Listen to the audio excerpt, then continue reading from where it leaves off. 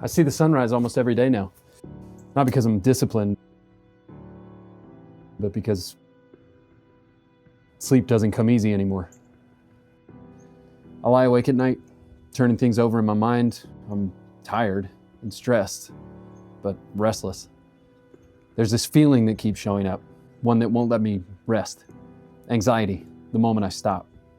This sense that everything is urgent, that it all demands my attention right now, that slowing down, even for a second, would be irresponsible, wrong somehow. That feeling doesn't happen by accident, and it's costing us more than just sleep. The cost of living in a culture that prioritizes productivity isn't just fatigue, it's disorientation. We rush from one responsibility to the next, just trying to keep up, but when we're rushed, we can't respond. There's no time. So we react. We skim the headlines and repost without reading the articles. We mistake intensity for insight, and we start trusting all the wrong signals. When everything feels urgent, nothing gets the attention it deserves, and we lose sight of what actually matters. Even when our bodies are begging for rest, the message we've internalized that this pace is normal, that rest and stillness have to be earned or defended, it keeps our minds alert. You live that way long enough, and you'll find you're not just tired, you're depleted. You can't relax. It's like your body forgot how.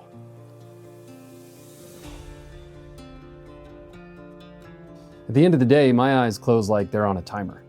8:30 rolls around and it's lights out. Then sometime between 1 and 3 a.m., my kids come in. They crawl into bed, snuggle up next to me, and fall asleep. Just like that.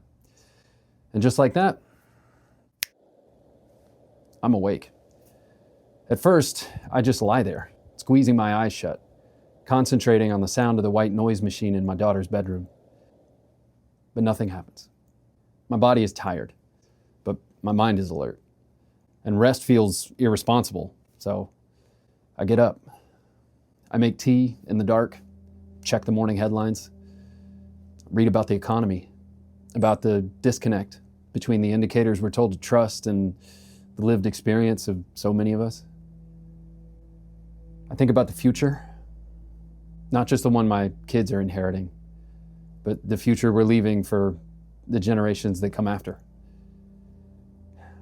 I worry about global instability, armed conflict, rising sea levels, resource depletion, AI, all of it moving faster than anyone seems ready for.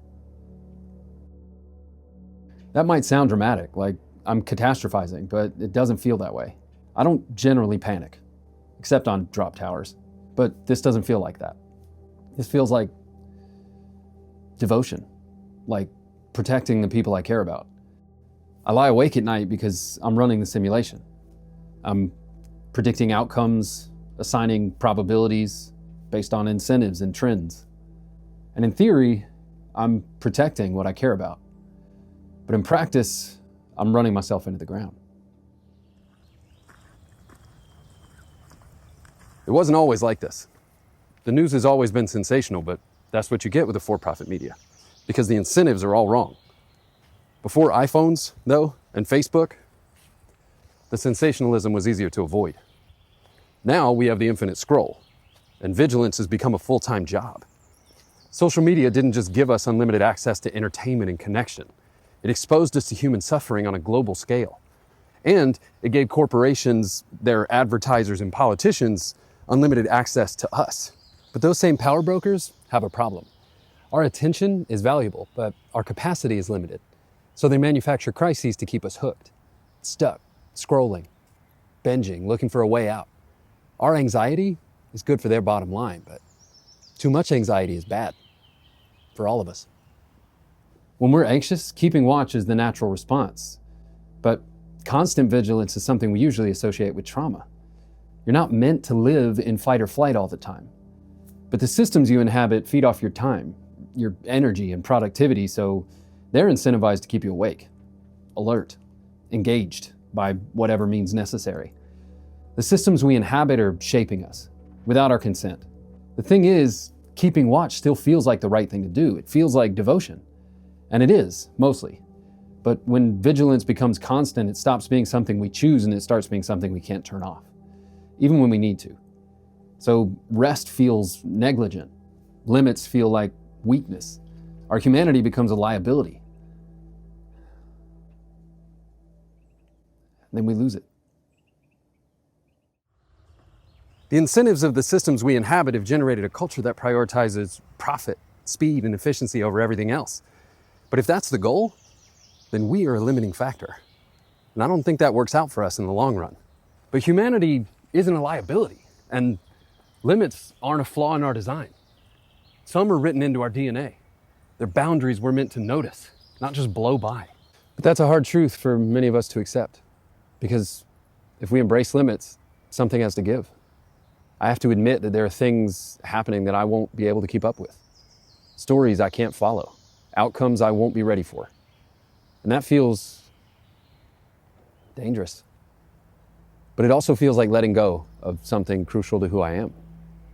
I tell myself I'm a good partner, a good parent, a good friend. But good partners pay attention. Good parents stay alert, and good friends keep showing up even when others don't. So for me, rest doesn't feel neutral. It feels like I'm letting someone I care about down. So the system doesn't value us. It manufactures crises to capture our attention. It manipulates our emotions to keep us compliant and boost the bottom line. But what can we do about it? It's the system, and we're stuck in it. In the long run, we have to remake it. We need systems that value our humanity, that put people first. And that means we need to recognize that the systems we inhabit don't exist for their own sake. They exist for us. The economy, the government, whatever religious tradition you belong to, any man-made system you can think of, exists for the benefit of the people that inhabit it.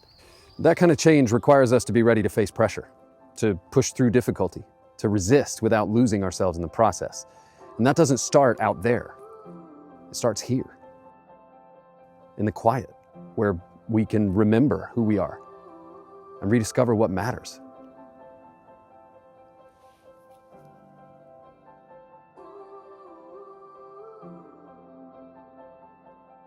Close your eyes, get out of your skin. Only this matters, let it in. If I could, I would be right here with January is a season of discipline, of resolutions and trying harder this time. But that's not what this is. This is practice for how you'll respond when the world speeds back up again. Stillness, quiet, rest, they're not about escape. They're about taking back agency, gaining clarity, and deciding for ourselves what kind of people we want to be.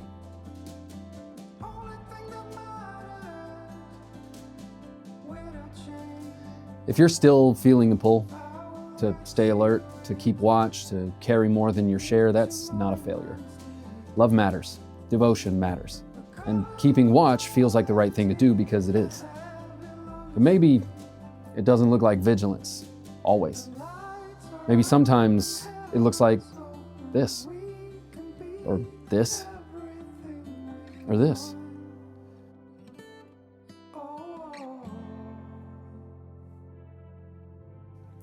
This year, January isn't for resolutions. It's for leaving room, to rest, to breathe, to be human. Not because there isn't bad shit happening out there. There is. But if we're going to become the kind of people who can stand up to the pressure and begin shaping the systems we inhabit instead of just being shaped by them, then this is where it starts.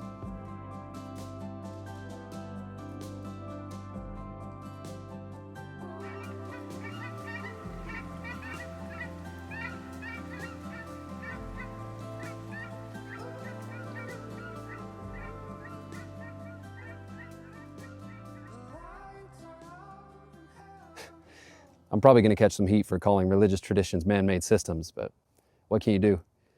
Got to call a spade a spade.